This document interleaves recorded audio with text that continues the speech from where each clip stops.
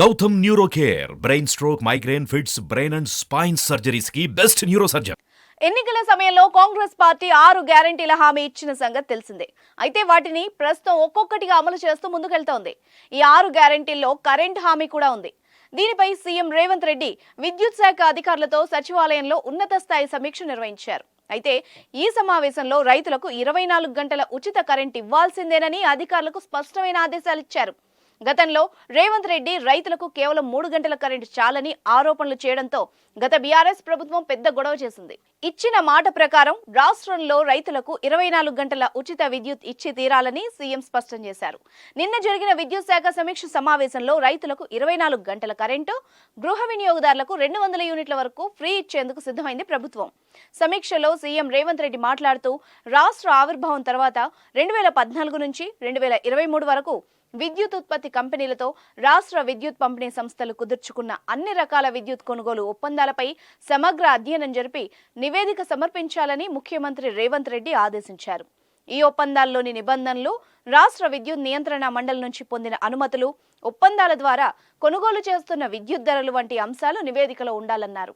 అధిక ధరతో విద్యుత్ కొనుగోలు చేసేందుకు జరిగిన ఒప్పందాలకు కారణాలను సైతం వివరించాలని కోరారు. ఇకపై బహిరంగ మార్కెట్లో ఎవ్వరు తక్కువ ధరకు విద్యుత్ విక్రయిస్తున్నారో వాళ్ల వద్ద నుంచే విద్యుత్ కొనుగోలు చేయాలని సీఎం రేవంత్ రెడ్డి స్పష్టం చేశారు. రాష్ట్రంలో 24 గంటల నిరంతర విద్యుత్ సరఫరా, భవిష్యత్తులో పెరిగే రాష్ట్ర విద్యుత్ అవసరాలను తీర్చడానికి వీలుగా కొత్త విద్యుత్ కేంద్రాల ఏర్పాటుకు ఉన్న అవకాశాలను చూడాలని సీఎం అధికారులను కోరారు. అంతేకాకుండా జెన్కో ఉత్పత్తి సామర్థ్యం పెంపుదల, ఎన్నికల హామీ మేరకు గృహజ్యోతి పథకం కింద గృహ వినియోగదారులకు ప్రతి నెల 200 యూనిట్ల వరకు ఉచిత విద్యుత్ సరఫరాకు తీసుకోవాల్సిన చర్యలపై కూడా ఈ సమీక్షలో సీఎం రేవంత్ సుదీర్ఘంగా చర్చించారు. ప్రస్తుతం జెన్కో ఆధ్వర్యంలో జరుగుతున్న విద్యుత్ ఉత్పత్తి, ఇతర విద్యుత్ ఉత్పత్తి కంపెనీల నుంచి చేస్తున్న విద్యుత్ కొనుగోళ్లపై అధికారులు సీఎంకు వివరించారు. రాష్ట్రంలో విద్యుత్ డిమాండ్, సరఫరా పరిస్థితులు, డిస్కంల ఆర్థిక పరిస్థితి, పనితీరును అధికారులు ముఖ్యమంత్రి రేవంత్ రెడ్డికి నివేదించారు.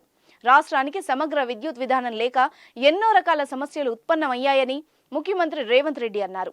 వివిధ రాష్ట్రాల విద్యుత్ విధానాల్ని సమగ్రంగా అధ్యయనం చేసి శాసనసభలో అన్ని రాజకీయ పక్షాలతో విస్తృతంగా చర్చించిన తర్వాత సమగ్ర విద్యుత్ విధానాన్ని రూపొందిస్తామని ప్రకటించారు.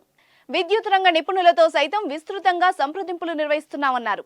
ఇతర అన్ని రాష్ట్రాల కంటే మెరుగైన విద్యుత్ విధానం రూపకల్పన చేస్తామన్నారు. 6 గ్యారెంటీల్లో ఒకటైన గృహజ్యోతి పథకం ద్వారా ఇంటికి 200 యూనిట్ల వరకు ఉచిత విద్యుత్ అందించేందుకు ప్రణాళికలు సిద్ధం చేయాలని సీఎం రేవంత్ రెడ్డి ఆదేశించారు. రాష్ట్రంలో ప్రభుత్వ రంగ కొత్త విద్యుత్ కేంద్రాల ఏర్పాటుకు ఉన్న అవకాశాలను పరిశీలించాలని వెల్లడించారు. నిర్మాణంలోని విద్యుత్ కేంద్రాల్ని సత్వరంగా పూర్తి చేయాలని ఆదేశించారు.